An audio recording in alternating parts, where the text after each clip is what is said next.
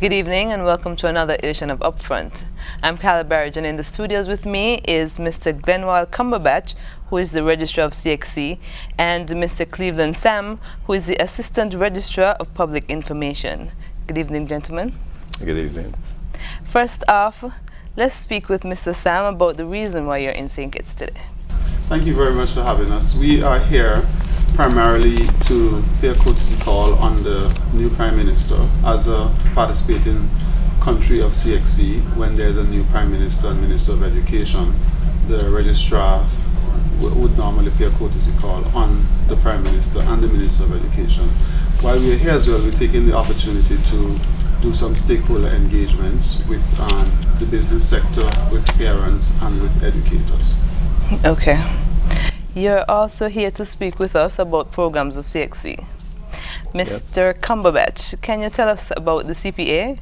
Well, one of our new programs, our newest programs, is the Caribbean Primary Exit Assessment, and we started this in 2012. Many of the countries have tried it in some form or the other or piloted, and we have 5 countries that are actively participating with it. St. Kitts has not yet started to look at CPA. CPA tries to deal with some of the problems that we have with transitioning from primary to secondary school. One of the main problems that people identify is poor performance. Another problem is a restricted curriculum where you focus just on maybe English and maths for the last years of school to try to get children to go across. And one of the other problems is the parental participation, that we're not getting enough persons to participate, or parents are participating so deeply that they're beginning to do the actual work for students. So we won't like to have that. It is based on 3 pillars, 3 principles. The first one is that if students are actively involved in their own education, they tend to do better. If parents are involved in students' education, they tend to do better.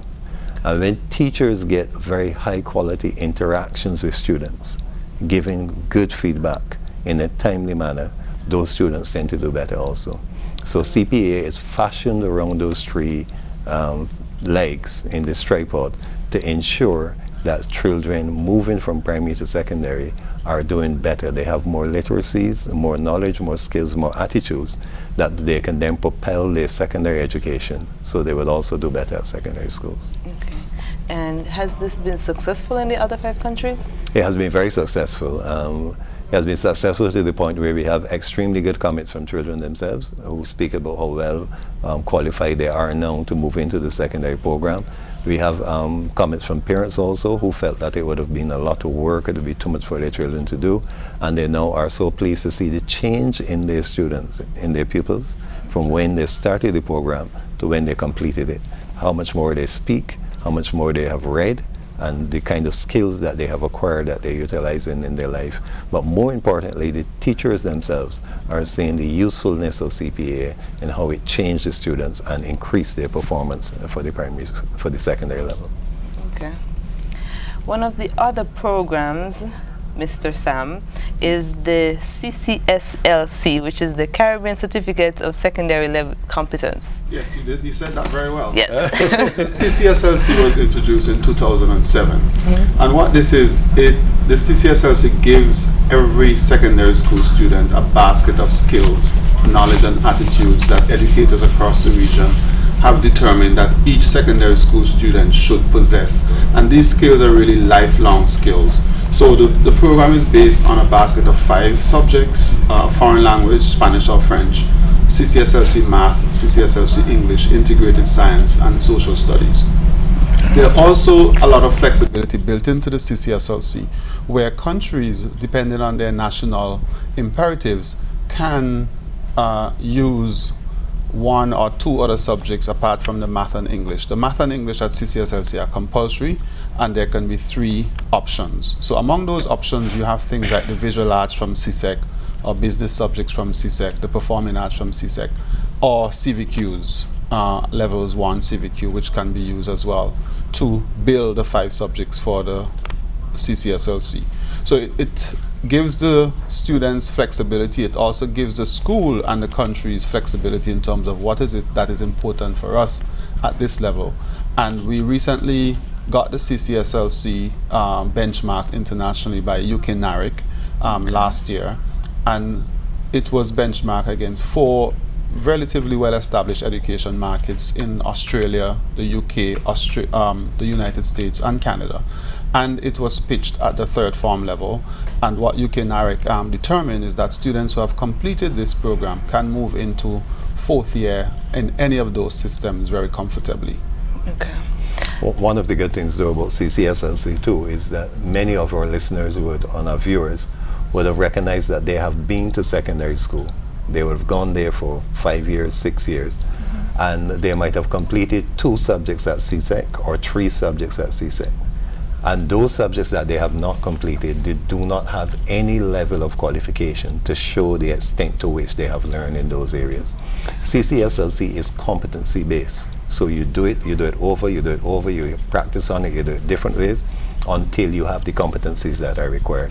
So if I never did a foreign language at CSEC level, I will still have evidence to show the level of competence for my foreign language if I had done CCSLC at school. Okay, understand. Okay, so in all of this, what is the importance of St. Kitts as a member of CXC? Well, St. Kitts has always been a very critical member of CXC. Of the 16 participating territories, St. Kitts would have signed the original agreement in 1972. And we have had a Kittitian being the deputy chair in Mr. Osman Petty. We have had several important activities here in St. Kitts. In 2002, St. Kitts hosted the council meeting. We have had the visual arts exhibition here in 2012. We had the release of the entire regional results here in 2013. And we have had several students from St. Kitts and Nevis winning regional top awards. So St. Kitts has always played a very important role in the affairs of CXC, and we look forward to the continued participation, active participation of St. Kitts. We have several representatives from St. Kitts who sit on various governance committees as well as subject panels and examining committees. So we just wanted to punctuate the importance of St. Kitts as a member of the Caribbean Examinations Council. Okay. And we want to create a greater alliance also with the business persons in St. Kitts as well as the parents in St. Kitts. We had a meeting with the parents earlier this morning, and this afternoon we had a meeting with the Chamber of Commerce. And we're trying to get that link, because students who are graduating from secondary schools, they are going to work or they're going to study. And we need to make those links with the persons who receive them at the other end to ensure that what we are doing is relevant to what is going to happen later on. Okay.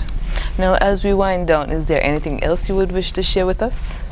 Well, one of the things is the Second Chance Education, the project that we have with USAID and CXC, and it is fairly slow to move off the ground in St. Kitts, and we're hoping that while we're here we can get it. Here are some persons who would have left school for whatever reason without any qualifications, and they have a chance to go back at one of 4 institutions in St. Kitts that have been identified as capable of offering the program. They can go back to any one of 4 of these institutions, get an opportunity to study, get an opportunity to write exams, and get an opportunity to get their qualifications. These 4 institutions, they will be given resource guides, they will be given free access to write the exam for the first year, so they don't have to pay for the resource guides, they don't have to pay for the exams for the first year. All they need to do is go to the classes, get taught, get informed, and try to improve themselves, make themselves one of the many people in St. Kitts who have certification that prepares them for life and prepares them for a better job. Okay. With that, I want to thank you, gentlemen, for joining us at Upfront. That's it for another edition of Upfront. I'm Carla Barrage. The news is next.